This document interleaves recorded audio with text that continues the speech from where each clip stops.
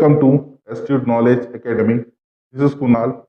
In today's lecture, we are going to discuss the very important topic of political science, which is democracy. जानने की कोशिश करेंगे कि जो लोकतंत्र लोकशाही होती है वो कहाँ से आई है, उसका हिस्टोरिकल बैकग्राउंड हम समझने की कोशिश करेंगे। साथ ही क्या उसमें टाइप्स होते हैं और वेरियस कंसेप्ट जो कि डेमोक्रेसी से रिलेटेड है। आज इस लेक्चर में हम सारे ही concept one by one discuss करेंगे। ये डेमोक्रेसी जो है लोकतंत्र बहुत ही इंपॉर्टेंट टॉपिक है एग्जाम पॉइंट ऑफ व्यू से, बिकॉज पिछले कुछ ईयर्स से अगर हम एग्जाम पैटर्न देखें तो रेगुलरली डेमोक्रेसी से रिलेटेड क्वेश्चंस आ रहे हैं, तो बहुत ही ज्यादा फैक्चुअल और डायनेमिक क्वेश्चंस आ रहे हैं। जैसे कि कौन सपोर्टर्स कौन है डेमोक्रेसी के, अलग अलग प्रकार क्या होते हैं डेमोक्रेसी के, जो वेरियस आइडियोलॉजीज है हमारी लिबरल है, उसके साथ मार्क्सिस्ट आइडियोलॉजीज है, तो उनकी क्या व्यू है डेमोक्रेसी को लेकर। आज इस लेक्चर में सारे ही डाउट आपके क्लियर हो जाएंगे। और जैसे कि हम सभी को पता है that India is a democratic country, we live in a democracy. हमारे यहाँ डेमोक्रेसी है, लोकतंत्र है, लोकशाही है। लेकिन ये लोकशाही जो रियल में डेफिनेशन दी है क्या उसी तरह से चल रही है, और जिस तरह की डेमोक्रेसी इंडिया में चलती है क्या वो फेवरेबल है लोगों के लिए? आज इस लेक्चर के अंत तक आपके ये सारे डाउट क्लियर हो जाएंगे। चलिए लेट्स गेट स्टार्टेड। सबसे पहले जानने की कोशिश करते हैं हम डेमोक्रेसी ये जो वर्ड है वो कहाँ से आया है। तो बेसिकली ये जो डेमोक्रेसी वर्ड है एक एंशंट ग्रीक वर्ड डेमोस से निकल कर आता है। ठीक है, डेमोस जिसका मतलब होता है द रूल और द पीपल, और साथ ही क्रेटोस का मतलब होता है टू रूल। अगेन देखिए, डेमोक्रेसी का मतलब होता है पीपल, लोग, और रूल यानी कि लोगों का खुद का रूल। लोकशाही जैसे हम कहते हैं, यहाँ पे सुप्रीम पावर किसके हाथ होती है?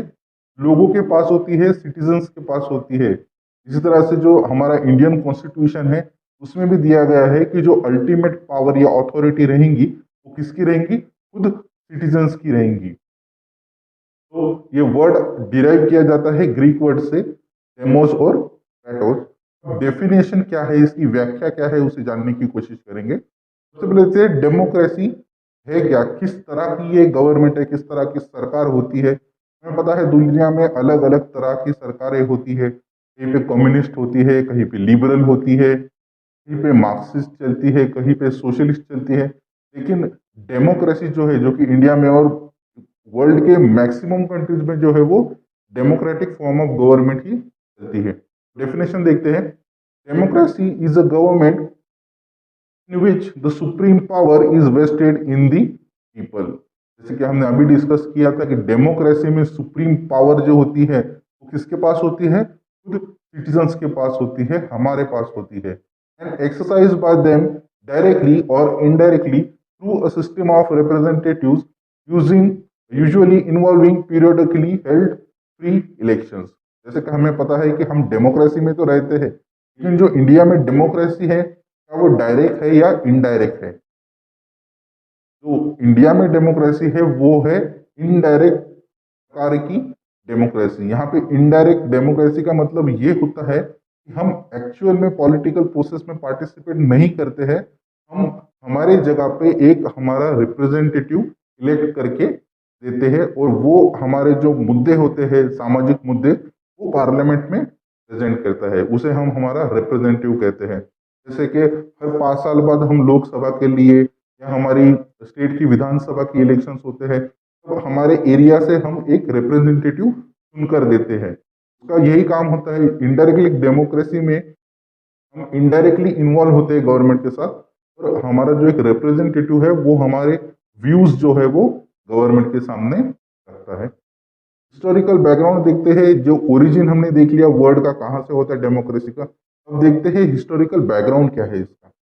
The term democracy first appeared in ancient Greek political and philosophical thought in the city-state of Athens during classical antiquity। जैसे कि हमको सबको पता है कि पॉलिटिकल साइंस ये वर्ड ही जो है वो एंशियंट ग्रीक एथेंस से निकल कर आया है। तो दुनिया की पहली डेमोक्रेटिक सरकार भी जो थी वो एथेंस में ही थी, ग्रीस में ही थी।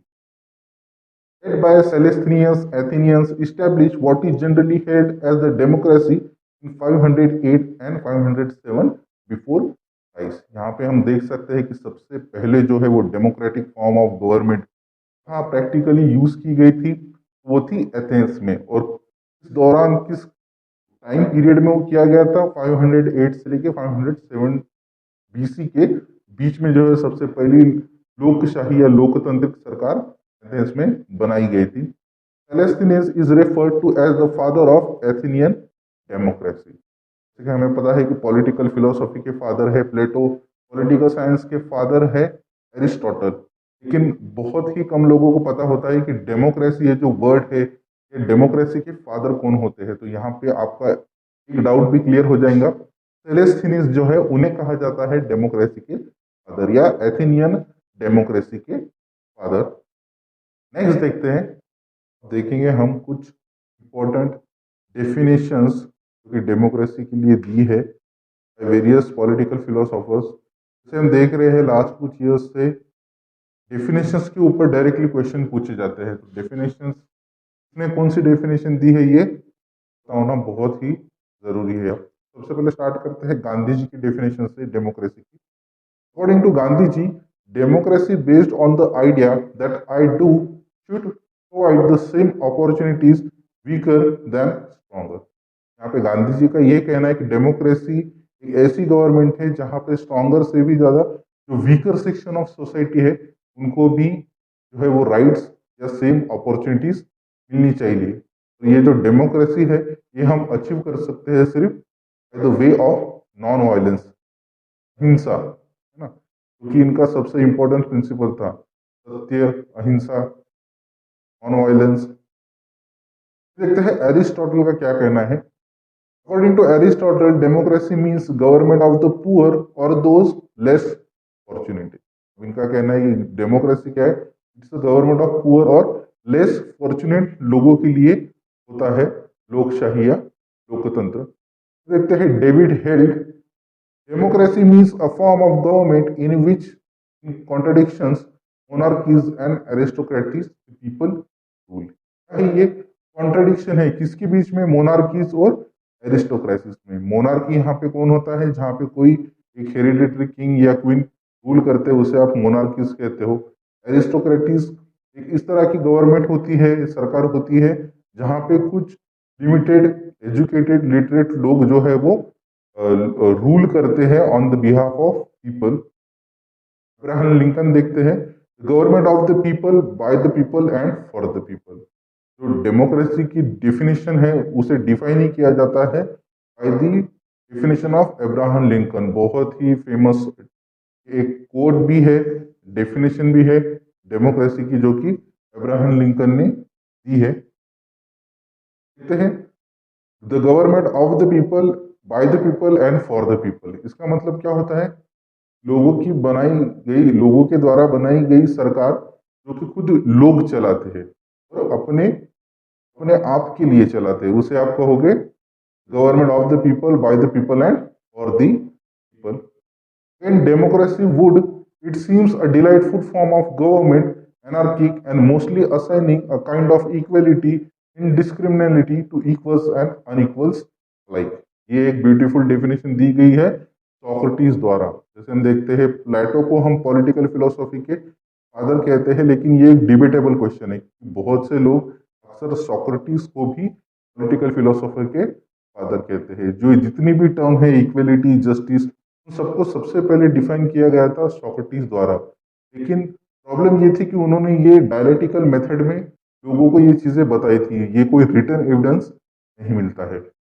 ये प्लेटो की डेफिनेशन देखते हैं, freedom in a democracy is the glory of the state and therefore in a democracy only a freedom of nature designed to do well। ठीक है, एक फ्रीडम जो है, लिबर्टी जो है, अगर आपको एंजॉय करनी है तो वो सिर्फ एक ही टाइप ऑफ गवर्नमेंट आपको प्रोवाइड कर सकती है, जिस गवर्नमेंट में या जिस स्टेट में डेमोक्रेटिक फॉर्म ऑफ गवर्नमेंट हो, वहीं पे आप फुल्ली लिबरेटेड हो सकते हो, आपको पूरी तरह से स्वतंत्रता मिलती है।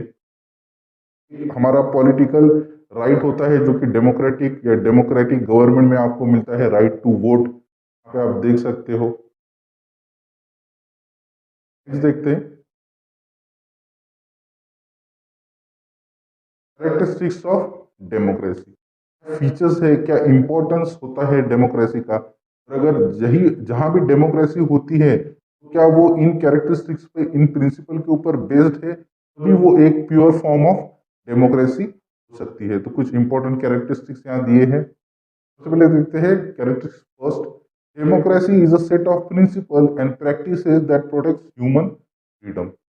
है बेसिकली डेमोक्रेसी का काम क्या होता है, एक अल्टीमेट एम होता है कि सभी लोगों को समान अवसर तो दिया ही जाए, अपॉर्चुनिटी, लेकिन उनको पूरी तरह से फ्रीडम मिलना चाहिए, स्वतंत्रता मिलनी चाहिए। Next, democracy rest upon the principle of majority rule. हम देखते हैं कि हम जब भी इलेक्शन होता है हम कुछ नेता चुनकर देते हैं अलग अलग पार्टीज के, लेकिन जिस पार्टी के सबसे ज्यादा नेता चुनकर जाते हैं वही गवर्नमेंट फॉर्म करती है। इसे ही हम करते हैं majority rules. Democracy is as a system guard against all powerful central government and it decentralized government to regional and local level। यहाँ पे डिसेंट्रलाइजेशन ऑफ गवर्नमेंट यानी देखिए इंडिया की जो डेमोक्रेसी है वो तीन टायर में, या गवर्नमेंट सिस्टम जो है वो तीन टायर में डिवाइड होती है। एक हो गई आपकी सेंट्रल गवर्नमेंट, एक होती है आपकी राज्य की स्टेट गवर्नमेंट, और दूसरी होती है local government, grass root level democracy यानी कि आपका पंचायती राज। तो डेमोक्रेसी जो है वो सिस्टम गार्ड करता है लोगों को सेंट्रल के पावर से, सेफगार्ड करने की कोशिश करता है, यानी कि सेंट्रल गवर्नमेंट की डिक्टेटरशिप ना हो पाए, इसलिए जो पावर को है वो डिसेंट्रलाइज किया जाता है इन टायर्स में, central, state and local form of government. Next देखते हैं, one of the primary function of democracies is to protect such basic human rights, जैसे कि इक्वेलिटी हो गया आपका, इक्वल प्रोटेक्शन बिफोर लॉ, साथ ही फ्रीडम ऑफ स्पीच। हमें पता है कि हम डेमोक्रेसी में रहते हैं, हमारे कॉन्स्टिट्यूशन ने हमें कुछ मौलिक अधिकार दिए हैं, फंडामेंटल राइट्स दिए हैं, और इन्हें प्रोटेक्ट करने का काम किसका होता है, गवर्नमेंट का ही काम होता है। जहां पे भी डेमोक्रेसी होती है वहां पे अगर आपको प्योर फॉर्म ऑफ डेमोक्रेसी को एंजॉय करना है या इम्प्लीमेंट करना है अपने राज्य में, तो आपको लोगों को कुछ अधिकार देने बहुत ही जरूरी होते हैं। Democracy conduct regular free and fair election open to all citizen. जैसे कि हमें पता है कि आपको पॉलिटिकल राइट दिया जाता है, पॉलिटिकल इक्वेलिटी है हमारे यहाँ पे, यानी कि कोई भी जो एक एज क्राइटेरिया कंप्लीट कर देता है, जैसे कि हमें पता है कि लोकसभा के लिए एक स्पेसिफिक एज क्राइटेरिया है, अब इतनी एज के बाद आप डायरेक्टली इलेक्ट होने के लिए एलिजिबल हो जाते हो, आप खुद डायरेक्टली पार्टिसिपेट कर सकते हो एज अ रिप्रेजेंटेटिव लोगों के, आप उनके जो है इलेक्ट होने के बाद उनके पॉइंट्स लोकसभा विधानसभा में फॉरवर्ड कर सकते हो। Democracy subjects government to the rule of law and it shores equal protection under the law. Again यहाँ पे equal protection and equal before law, यानी कि जो कायदा है, कानून है, उसके सामने सभी समान होते हैं और सभी सभी को कायदे के सामने समान ही होना चाहिए। यही गवर्नमेंट जो होती है हमारी डेमोक्रेसी में, इसी चीज को सबसे ज्यादा इंप्लीमेंट करती है, equal protection of law and equal rule of law. Democracy reflects each nation's unique political, social and cultural life. देखिए दुनिया में तरह तरह की डेमोक्रेसी होती है, एज वी नो कि there are various types of democracy. India में डेमोक्रेसी होती है, इंडिया में जो डेमोक्रेसी है उसे हम कहते हैं पार्लियामेंट्री फॉर्म ऑफ डेमोक्रेसी। ये जो पार्लियामेंट्री फॉर्म ऑफ डेमोक्रेसी होती है, या दुनिया की जहां भी जिस तरह का कल्चर हो, ट्रेडिशन हो, उसी से उनका लोकतंत्र, लोकशाही जो है वो इन्फ्लुएंस होता है। Democracy ensures the citizens to participate in political process. Democratic societies are committed to the value of tolerance, cooperation and consensus. इस चीज के ऊपर बेस्ड होती है डेमोक्रेसी। एक मेन कमिटमेंट क्या होता है डेमोक्रेसी का, कि वैल्यू ऑफ टॉलरेंस, सहनशीलता होती है, पेशेंस होता है, टॉलरेंस होना चाहिए, साथ में कोऑपरेशन होना चाहिए, सभी को साथ लेकर। यानी कि अगर कोई बिल पास होता है हमारे पार्लियामेंट में, वो सिर्फ लोकसभा द्वारा ही नहीं, वहां पे राज्यसभा का भी रोल होता है। विदाउट राज्यसभा के कंसेंट के कोई भी बिल पास नहीं हो सकता एक्सेप्ट वो मनी बिल हो। कंसेंसस, यहाँ पे लोगों का जो है वो कंसेंसस भी लिया जाता है। Democracy is a system of government in which power and civic responsibilities are exercise by all citizens directly और indirectly through freely elected representatives. दो तरह की डेमोक्रेसी होती है, एक होती है रिप्रेजेंटेटिव डेमोक्रेसी जहां पे हम एक इनडायरेक्टली पार्टिसिपेट करते हैं पॉलिटिकल प्रोसेस में या गवर्नमेंट में, यहाँ पे हम हमारा एक रिप्रेजेंटेटिव सिलेक्ट करके देते हैं। एक होती है डायरेक्ट डेमोक्रेसी जहाँ पे गवर्नमेंट जो है वो डायरेक्टली लोगों के साथ डील करती है, जो भी डिसीजन लेती है गवर्नमेंट वो सिर्फ और सिर्फ सिटीजन के कंसेंसस के द्वारा ही या कंसेंट के द्वारा ही लिए जाते हैं। तो ये कुछ इंपॉर्टेंट कैरेक्टरिस्टिक्स हमने देखे हैं। नेक्स्ट देखते हैं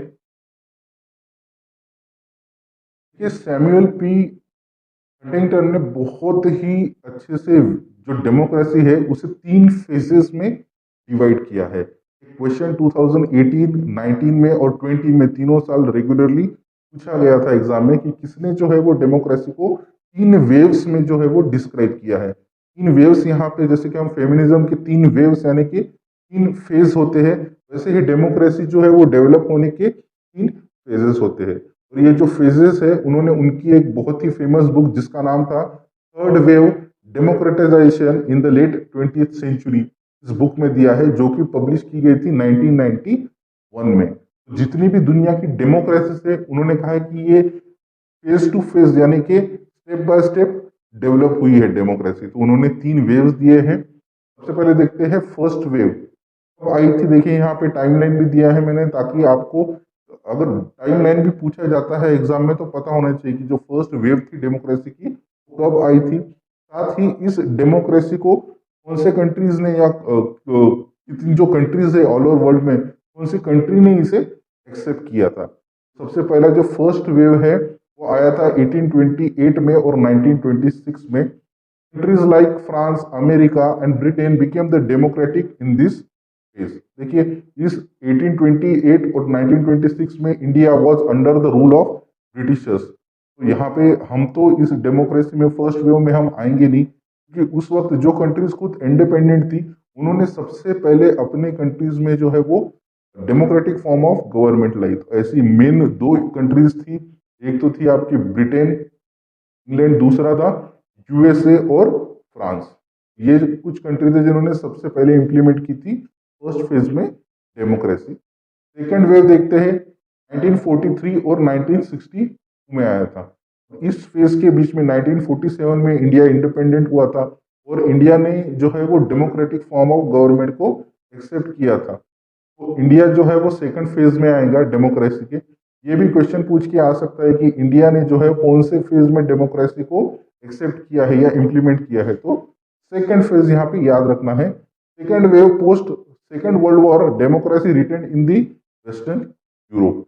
देखते हैं कि before the second world war mostly जो कंट्रीज थे वहां पे मोनार्कीज थी। यूरोपियन कंट्रीज में मोनार्कीज जहाँ पे एक रूलर होता है, एक किंग होता है, हेरिडेटरी चुने जाते हैं और चुने नहीं जाते सॉरी, लेकिन हेरिडेटरी किंग होते हैं कि एक राजा उसके बाद उसका बेटा राजा बनता है। ठीक है, उसे क्या हम कहेंगे मोनार्कियल फॉर्म ऑफ गवर्नमेंट। तो आफ्टर सेकंड वर्ल्ड वॉर जो है जिस तरह से सिचुएशन चेंज हो गई, मोस्टली वेस्टर्न कंट्रीज थे उन्होंने भी जो है वो डेमोक्रेटिक फॉर्म ऑफ गवर्नमेंट को एक्सेप्ट किया और इम्प्लीमेंट किया अपनी कंट्रीज में।